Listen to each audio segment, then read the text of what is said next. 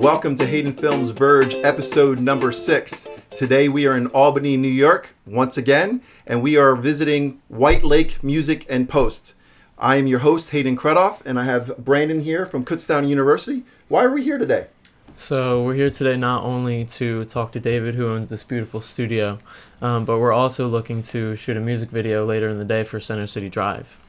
Oh, that's awesome. That's awesome. Today's going to be a great show. We've talked about this for a long, long time. But first, everyone out there that may be watching us on some of our video platforms, please like and share the video. Subscribe to the channel if you haven't done so already. And over here on the left-hand side, you'll see some YouTube cards. Please click on those from some of our previous episodes of Haydenfilms Verge. And also click on the link to learn more about White Lake Music and Post and their services and what they have to offer. So let's start. Mr. David, thank you for having us. We appreciate it. Welcome. I don't want to mispronounce your name because I know it's difficult. But if you would like to introduce yourself to our audience and tell us a little bit about this great studio and some of the history and a little bit about your background. I'm glad to. So David Bourgeois, and our studio is White Lake Music and Post, and we do a pretty broad range of audio production and post-production. So we do everything from recording music, like we're going to get to do a little bit later today. We work with music that's already been recorded, editing and mixing and overdubs and things like that.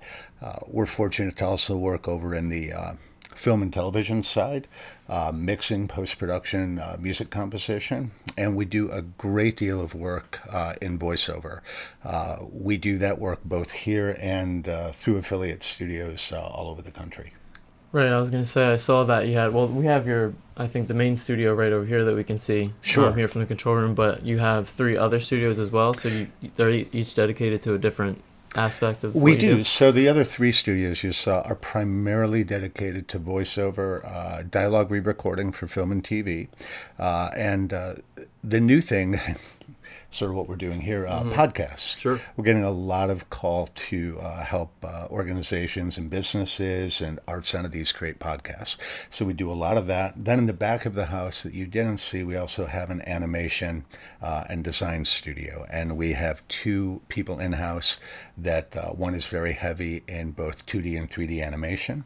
And the other is heavy in art and design work. So we do that sort of thing as well. Awesome. Fantastic. So why have you decided, and again, a lot of our listeners and obviously, content creators are going down the podcast realm. Sure. Why do you see this as a viable opportunity for people that you may collaborate? And why do you think podcast in general has been exploding for the last few years? I think it's a very authentic way for, let's say, a service provider to present themselves. I think it lends credibility to the individual. Mm-hmm. And I think there's great value in giving something away. In a lot of podcast scenarios, it's just available. You're not necessarily paying for it. In some cases, I suppose you are. Mm-hmm. But I think there's great value when you have knowledge in an area to give some of that away. And you become then, a credible service provider in the community. You grow the community of people who are aware of your services. And I think that leads to awareness or customers or donations or whatever the thing you're after is. No, I think that's a really good point. I think that, it gives you an extension of whatever type of brand or traditional brand that you may have had through print, television, or some of your traditional medias. And then it gives you an opportunity to extend that brand. And we talked about this, Brandon, during our pilot where, podcasts are really great in the car. And you can ultimately learn from, someone like David or listen to your favorite podcast. Do you have any specific podcasts that you're producing yourself, or are you partnering with clients yourself? Well, the biggest podcast that we produce is called Voice Coaches Radio, and we are in probably get this wrong, but somewhere around 600 episodes. It appears weekly. We are the top-rated podcast in the voiceover industry. So we're very involved in that, but we've created podcasts for entities like the New York State Chiefs of Police, other companies and organizations. And I think when you compare podcasts to conventional print media or even social media, okay, so static social media, I think it's inherently more engaging. I think it is a real, and it's not so much for everybody. Some people are not cut out to present themselves well in this type of scenario, but I think it really offers somebody an opportunity for a potential entity that's going to engage with them to get a feel for who they really are. Sure. Yeah, I mean, it makes it feel like you're literally sitting in the room with them. I feel like that's one of the most attractive things about a podcast, like that, like makes you feel comfortable with listening to it. It's if you can put yourself in the room with them and just kind of feel like you're in the studio, just like you can get the yeah. vibe, and I think we make a lot of decisions today and things that we choose, the information we consume, products that we purchase, charities that we support. We want it to feel right to us. And I think that's what you mentioned earlier, that authentic connectivity. Yes. And if you can, as an audience member, connect to the message or the messenger in an authentic way that's not, being positioned in another narrative that might not be what you're trying to connect to, it just gives you that really good community and connectivity. Well, have either of you guys ever been to a restaurant and you're eating? Yeah. And then somebody comes to your table that's not the waiter or waitress, but it's maybe the chef or the manager or the owner, and they just take a minute to say, hey, I wanted to introduce myself. Yes. I want to make sure everything's going great for you. Don't you then go back there because you feel like, hey, I kind of know the chef, or I know that. Exactly. So a podcast is a way. It's not quite that, but it's you get to be a little more personal with them. You feel like you have a connection to the person. So it's an exciting format, and you're right. People can consume that content on what would be traditionally downtime, on a commute or something. Exactly. So I think it's great. So we currently work with different universities within where our office is, and there's about 5 different universities that's within, I think, 15, 20 minutes of us. And each semester we may have a student from the marketing realm, or a computer science student, or creative writing student. Right now we have a communications intern, and she's very interested in doing research on different types of film projects, the history of film, and doing different types of posts and social media posts that she does not only for our company, but just researching what other people are doing.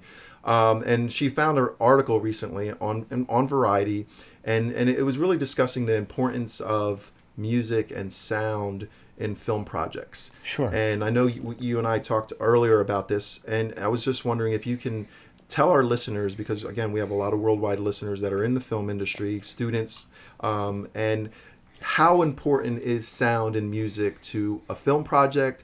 And can you walk our listeners or viewers through a budget for those types of projects and helping them understand the importance of it? I certainly can't.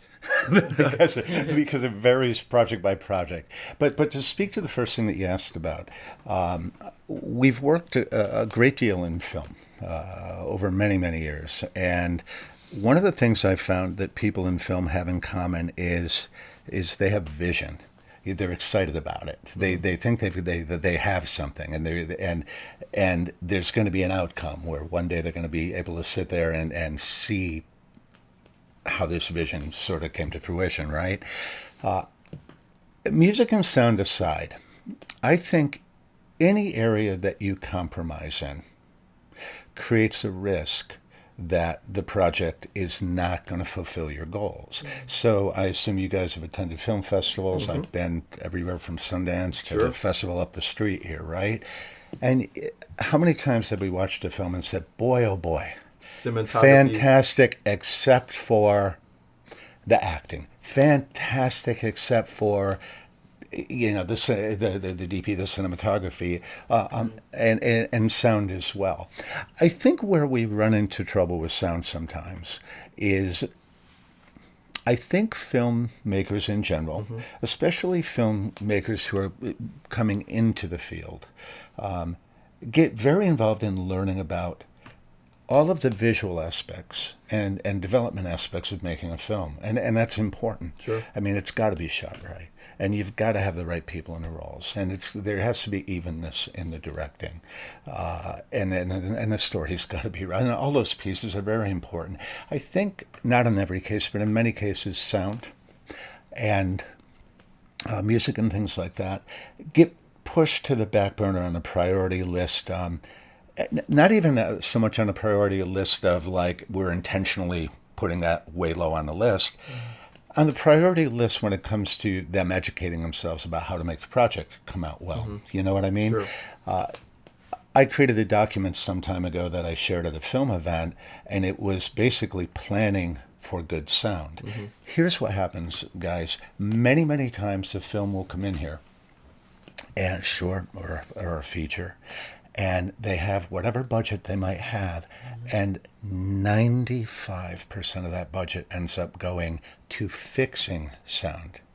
That if they'd had a better understanding of how to get the sound on location, how to plan for good sound, and how to avoid problems, they could use whatever that budget is, and it varies project to project. Right. It can be very reasonable to do sound, but that should be part of the planning process along with every aspect of shooting a film.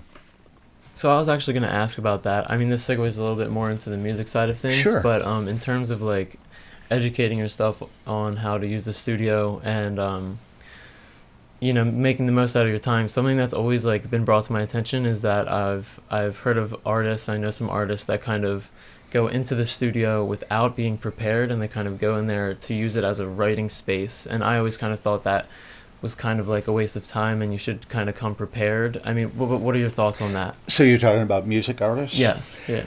It depends on the artist. I mean, if you have an unlimited budget and you can afford to go and use a studio as a playground for writing, it's fantastic, because as you're writing, you can say, hey, we've got an idea. We want to record this a little bit and test it. But today, good home recording is very, very tangible, very affordable.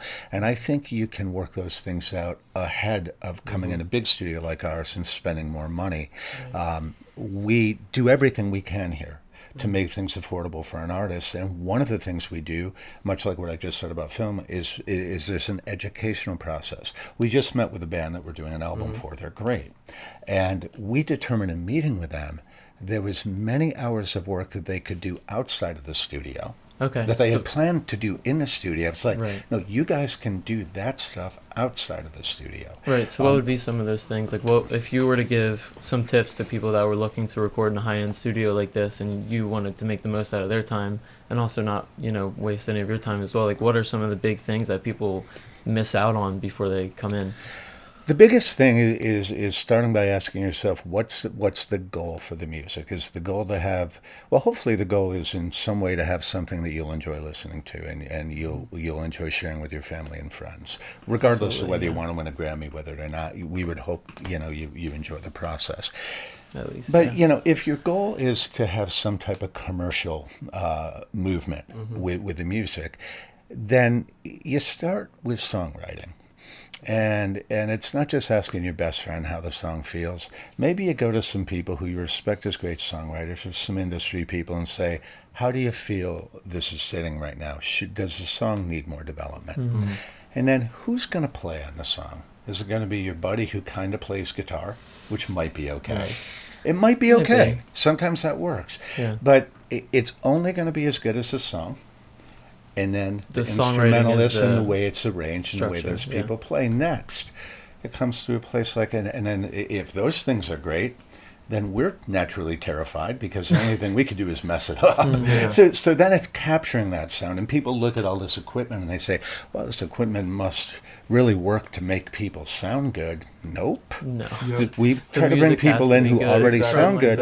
This equipment is designed to authentically capture great sound, to electronically capture great sound. Right. So it's the songwriting. Right. The songwriting, that's usually the number one deficit. Then the development, then the players that you bring in.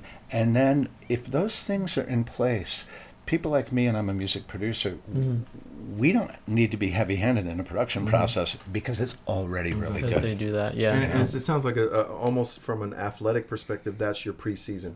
You're gonna come prepared. You're gonna test. You're gonna run your routes. You're gonna show your songwriting range. You're gonna get some feedback. No different than you would get feedback from your coach on the field. But I wanted to circle back on something that you just talked about briefly. Technology, And you're seeing a lot of filmmakers, musicians, artists in general that have access to bigger new technologies, and they're at home producing different pieces. And some of it is fantastic, great, and it's award winning. But I noticed that just from the optics I see is that sometimes the technology then clouds the artist, young, old, or indifferent. It doesn't matter. Clouds them that, no, I'm an expert in this. I don't need any feedback. Your feedback doesn't matter because I'm an expert. How do we help someone to go back with what you said, where you're taking that piece and saying, hey, I need your feedback. You're in the industry. You've been in the industry 25 years. I welcome your feedback versus me relying on the technology. And now I'm an expert because I got certified. Sure. And no one needs to see it because this is it. I'm going to, and how do we bridge that gap? So we're in it's an exciting time right now because most people can. I can edit it in Final Cut on my laptop. I can. Most of us can. Yeah. We can do it. But the question becomes, which part of it should we do? Yeah. And I think to determine that, I think you want to look at what's your role in a circumstance and what are you absolutely best at. Maybe you're best at creating the story. Maybe you're best at choosing the musicians or the actors. And in many cases, and especially with independent artists, with independent film production, we all wear many hats. Exactly. But we do need to step back and say, yeah, I could do that, but maybe I should get somebody who that's the thing that they do best. Exactly.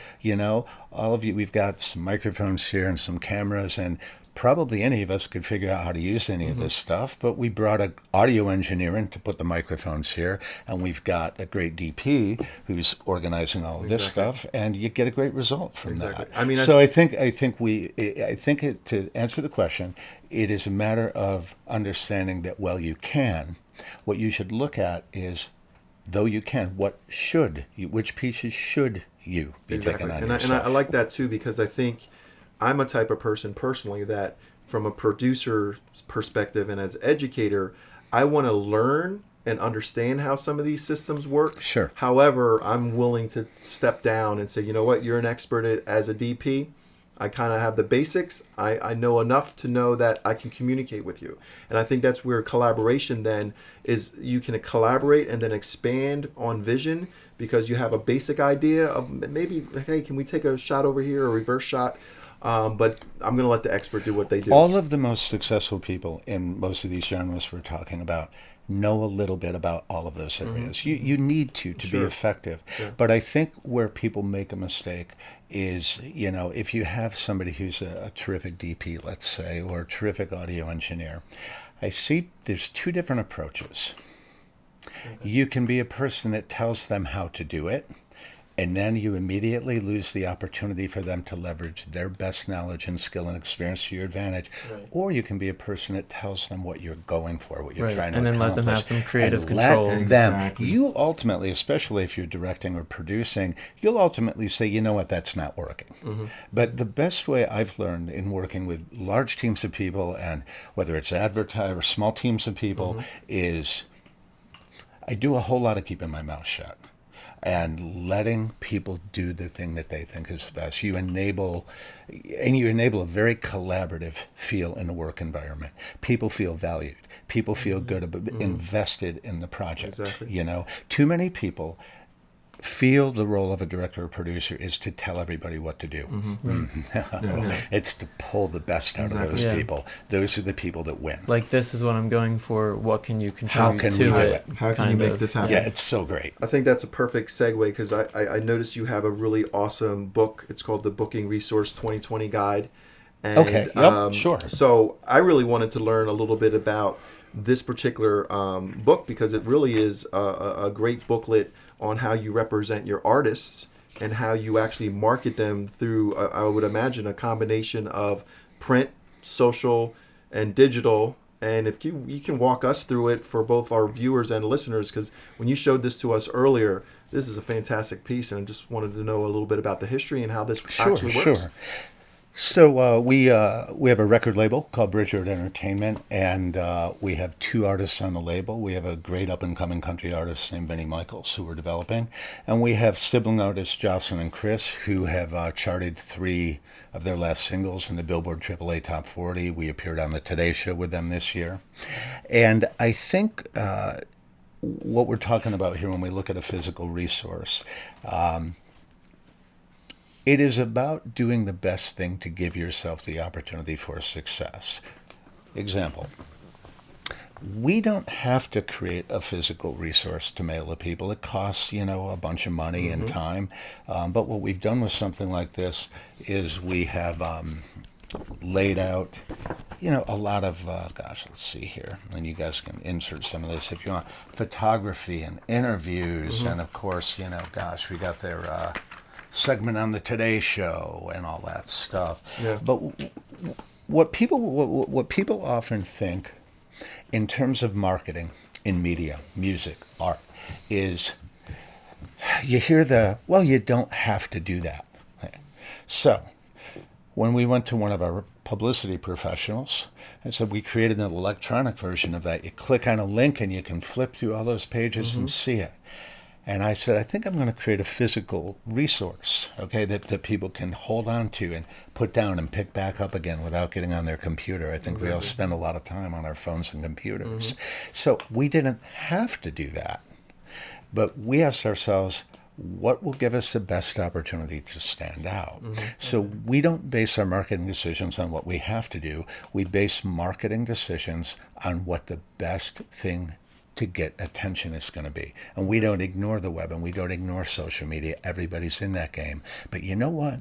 When everybody's doing something the same way, you want to, if you're smart, I think, you want to look for an avenue that people are forgetting about. And it turns out people don't send out a postcards that says thank you in handwriting anymore. Exactly. People certainly don't send out things like that. Exactly. We've heard from top people in the music industry, I've never seen anything like this.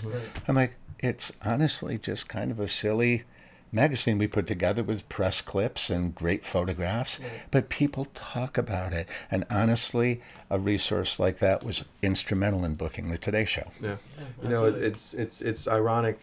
Obviously your booklet is very unique.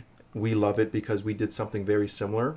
We had an event at Kutztown University a few years back, and we had already done like 3 or 4 traditional lightweight programs leading up to, we did 3 events in New York, 1 in Los Angeles, and everything was really almost like a throwaway program. Right. It was really your timetable, what was going to be shown on the screen. And then finally in 2012, we were like, how can we make this program a little bit longer lasting? And we created a little magazine. Our first Haydenfilms magazine. That's very great. Similar, where we had a nice article about one of our sponsors where we interviewed. We had a full article about one of our filmmakers, and then we just blended in more history and information about us. So now it goes back home and then people can page through it. So I agree with you. I think each and every marketing campaign, no matter who the client is that, number one, who's your target? Most importantly, what's the goal of the campaign?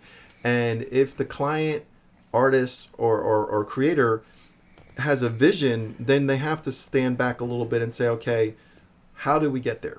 How do we actually get there? And what elements and what marketing pieces, what collateral are we going to use? And then be open to that. Because if you're a Generation X or a baby boomer or Z or a millennial, and you're only thinking about that one target audience that you may belong to, but you're really targeting another audience, you need to understand how to pivot. And so, and we talk about this all the time with our team. So my question to you, when you're actually marketing your company specifically, you see more and more people, like you just said a few moments ago, trying to cut marketing costs. Or, well, I know how to do Facebook ads. I don't need any help. I'm an expert. I know enough to get me by. How do you overcome that thinking versus what you were talking about earlier, increasing a marketing budget? Sure. I don't think cutting marketing is a particularly great avenue to build greater success. It just doesn't make sense. Can it be done? Absolutely. Is there a less expensive way to do it? Sure. But we don't look at less expensive. We look at more efficient.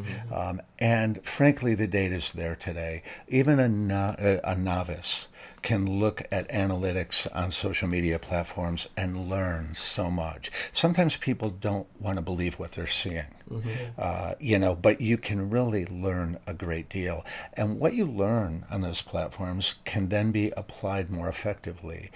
So Facebook, which is a terrific platform because it has a very broad audience, broad scope platform, and it's brick wall. It's been around for a long time.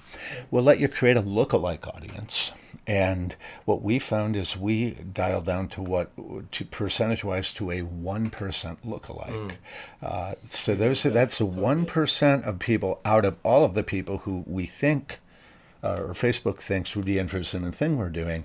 We target only 1% of them, the 1% that is the most likely to engage with our content. In doing so, we can now spend more money because we're getting a bigger result. My goal would be to spend 10 times more next year than I am this year because we're getting a result that's more effective. And by the way, all of those analytics that you use in social media, you can apply to print media, and you can borrow the information you're getting easily and readily from Facebook, and you can apply that out in the real world outside of platforms like that. Let me, if you don't mind, let me just follow up with one part of that. You've been in business for probably 30 years in the music business, producing. Yeah. I think you mentioned you've been here in this studio for 10 plus years. Have. And so it sounds like over those 30 years of experience, it's based on what you just said, analyzing big data, analytics. It seems like you have evolved as a business owner and as a producer and a director. How did that evolution occur, number one? And secondly, how do certain people in a latter generation don't yet get it? And they stay so attached to old media, the phone book. This is the way we used to do it. Walk-in traffic is going to be the way we're going to keep selling and connecting. How did you evolve? Well, we had a marketing director, a wonderful guy. He's actually my first employee to ever retire. So he stayed long enough that we had to have a retirement party. Awesome. A wonderful, wonderful guy, great voiceover artist, just a wonderful guy. And he was with us long enough that he was very involved in, he put us in more than 200 print publications, big ones, Baltimore Sun. He had me interviewed by CNN in Washington. That's what we used to do, and that's where all of the effort used to go. And you watch the evolution of things, I think, and you can see when the results are shifting, and then you've got to start to look at options. I am definitely not a fan of abandoning something completely. To this day, I do radio and newspaper interviews. But I'll tell you, when we talk about artists, when we talk about filmmakers, we talk about musicians, there's an inherent problem that feeds this, and that is a lack of understanding of what they're engaging in. So, you guys like pizza? Yeah. Good. Sure. So let's say my friend, she decides she's going to open up a pizza shop. Now, in the U.S., it's 80% chance she'll be out of business in the first year. Yeah. 5 years down the line, probably 90% chances she'll be out of business, okay? But here's the thing about my friend opening a pizza shop. She knows she opened a business, so she shows up. She sources vendors. She thinks about marketing. She's aggressive. She always tries to make it better because she knows she's in business, right? Odds are against her, but she knows she's in business. And you have to run it as such. Filmmakers, musicians, have exactly the same odds against them. It's no different. Okay, sure. It's an entrepreneurial endeavor. Here's the difference. And this is why fewer musicians and artists are successful. Unlike the pizza shop owner, many artists and musicians have no idea that they've opened a business to begin with, so they don't show up. They're don't think about they don't know about their competition. They don't look for opportunities in a meaningful way that somebody who owns a pizza shop or a shoe store might, right? So could you imagine going into business and not knowing that you went into business? What are your odds of success then? Who are you going to sell the film to then? Who's going to buy your album then? How So this long is the actually- band going to stay together? You know what I mean, guys? So this relates to, especially since we're living in a widget-based economy now. Mm-hmm. And since it's a widget-based economy, it's very noisy. How do you set yourself apart, and how do you focus on the business and the foundational elements? It goes for musicians, artists, filmmakers, anyone running any type of platform or writing a book. It doesn't really matter what you do. Everything in this 21st century widget-based economy is you're running a business, you're running a brand. You definitely are. Yeah. Yeah. And I think people that open conventional businesses, at least they got to go down to the county clerk office and register their bid, whatever they have to do. They have to get insurance. Get business cards made. So in their brain, they know they're in business. You know, I tour as a drummer with one of my music artists, and I can't tell you how many times, and hey, God bless the people who do this. It's up to them. But we go on, and the band we're going on with, maybe playing with another band, you know, they're in the back, they're drinking a lot of alcohol, and there's like, I can't imagine like going into another job and doing that and expecting to get a great result out of it. You know, people put in a 2-star effort and expect a 5-star result. It does not work like that. You know, I think one of the best things somebody can do endeavoring into podcasting, endeavoring into film or television, endeavoring into music is like get a firm grip on if they're expecting a financial result from it. Congratulations, you've opened a business and run it like one. Exactly. That's exactly what I was going to go into too, because I mean, even talking about the media shifting from like hard copies to everything being online, and now everyone's flooding online, but they're forgetting about the hardware things we can do. So I mean, like, what do you think people are missing out on the most now? Because everyone's doing Facebook advertisements, Instagram. I mean, what else are you looking into? I think we're going to see over time, unfortunately, the skill of shaking a hand and building a relationship is diminishing. It's evolving. So now we build relationships in a different way, but they're not as meaningful. Mm-hmm. So I think one of the things that people are missing out on is the opportunity to get involved in an organization and build a relationship. Yeah. Okay. Many voice actors, and we coach voice actors from coast to coast, and I coach communication professionals.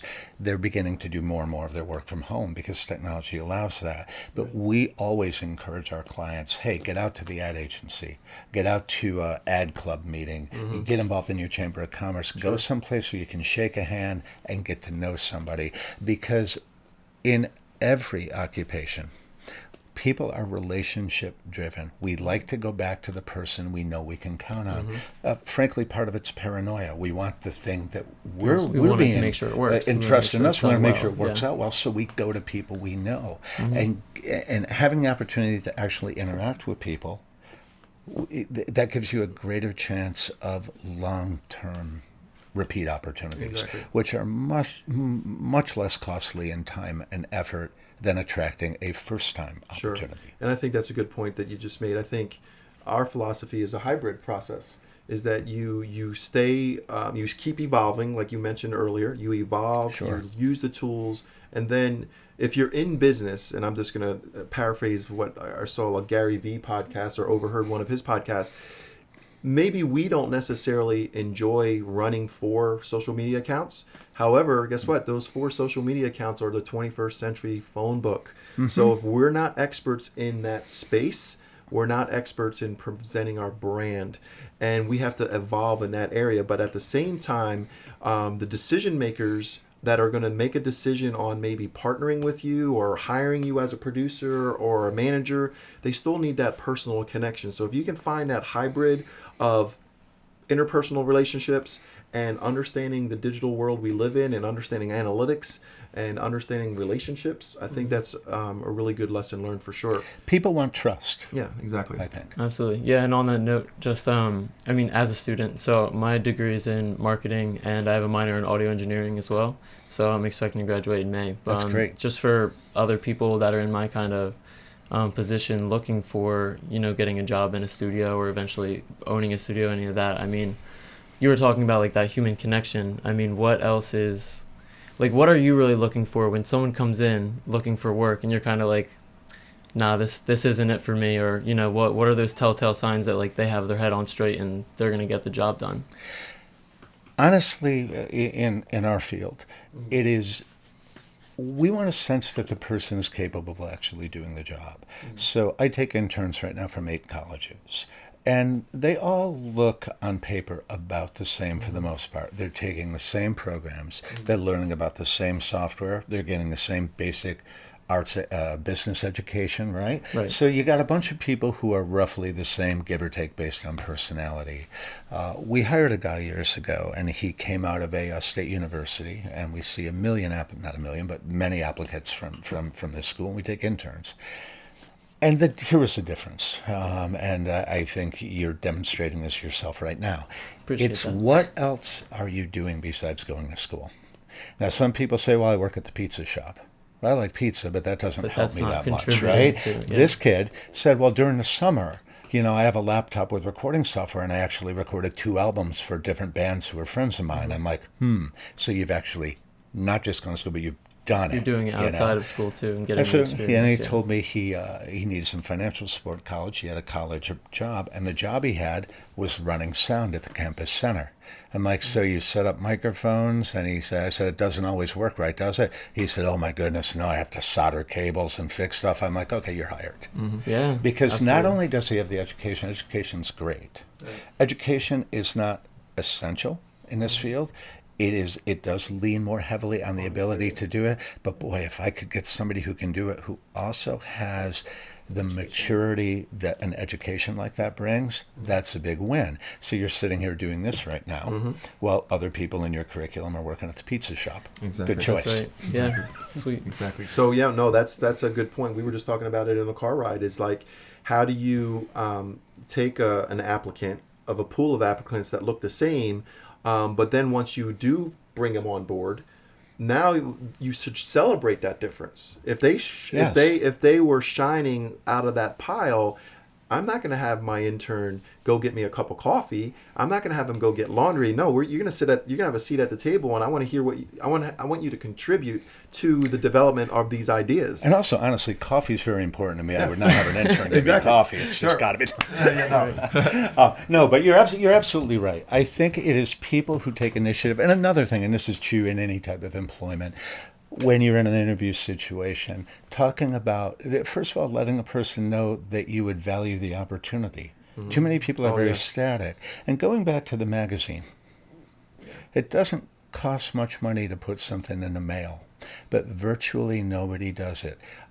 We're interviewing right now for a position, and I interviewed 20 people, and out of 20 people, one person mailed me a thank you note, handwritten. Wow. That's it. It's the little things. I think in anything you try to do, you should try to be fairly exceptional, right? The bar is kind of low right now. Yeah. You can blow people away by just sending licking a letter stamp, can even man. set you that far apart. Hey, thank you for taking the time. Right. And an email as well. But for goodness sake, don't rely singularly on one form of communication, because then you have one chance that the person saw it. Exactly. And I don't think any of us need any more email. No. You know what I'm saying? Exactly, yeah. But boy, when a letter comes in, and one came in yesterday for me, a card, and it's all handwritten from a woman who I advised on marketing, it comes right to me. The person in my office says, "Hey, look at this! Yeah. Isn't this nice?" And that's nice. That's really nice. That feels great. And that is how you stand out, and that's how you win. Right. Definitely. How about, people, has anyone just come here in person just to do that too? Like, just the next step above sending a letter, like, to say thank you? Yeah, but that's tougher. In an agency or studio situation, there's a lot going on where it's not necessarily the best place to do that. Right. It's also not necessarily a great place to try to sell yourself via telephone, because everybody's busy. People who use the telephone method to reach out to a place like ours, voice actors. So I've coached voice actors for almost 30 years. And when a voice actor says, "I'm really good on the phone," I said, okay, if you call an agency, it's going to be short, and there's only 2 pieces of info. You're not going to market yourself in that phone call.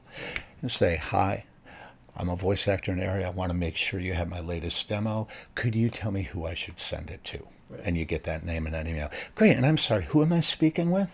"Bob. Bob, great to talk to you." Then what are you doing? You're emailing a demo, and you're able to say, I spoke- Joanne, I was speaking with Bob at your office. You see how different that is than just a cold call? And then, by the way, why don't you go ahead and not only send Joanne, but send Bob a quick thank you note. Bob, thanks so much for directing me, Joanne. I look forward. And that's another thing. In anything you want to accomplish, too many people use the word, I hope to work with you. Yeah. Okay, you know who look hopes? forward to it. You better believe it. People who hope to do stuff they sound like a bunch of interns. No, hey, I look forward to working with you on something that my voice is appropriate for. Exactly. I look forward to bringing my film to your festival. I look forward to bringing our artists and the band to this event. Yep. Does it always take place? Heck no. Exactly. But you take your best shot Sure. and you give yourself every advantage. And I think if you go back to recognizing, sure, you're an artist and you should be an artist because maybe that's what you do best. But if you're looking for a distribution deal, if you're looking for income out of the thing, then you're in business. Right. And if you're not comfortable being in business, find a friend who can help you. And behave like a business professional. Yeah. I do have one last question of my own. Yeah. Where do you see the music industry headed? I mean, obviously, it started from LPs and 8-tracks and CDs and cassettes, and now it's in the streaming world. And people don't buy albums or consume albums like they did. They're more vanity now than anything, or more nostalgic.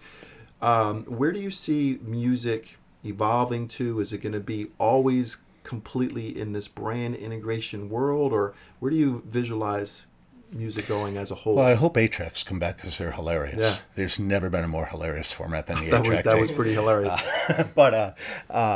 So one of the big questions we ask in music right now is, what is the importance of radio? And we work very aggressively with radio right now. And the radio stations that we see that are probably going to survive are going to be independently programmed radio stations, and the last one standing will be non-commercial radio. Okay, so that on the radio front, these stations are playing a more important role, and they're very well curated. So you have your DSP, your streaming platforms, and you have to cater to them today.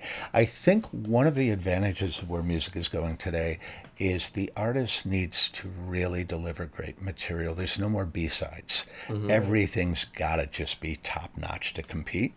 You need a cohesive plan to market your music across many platforms. You need an understanding of that.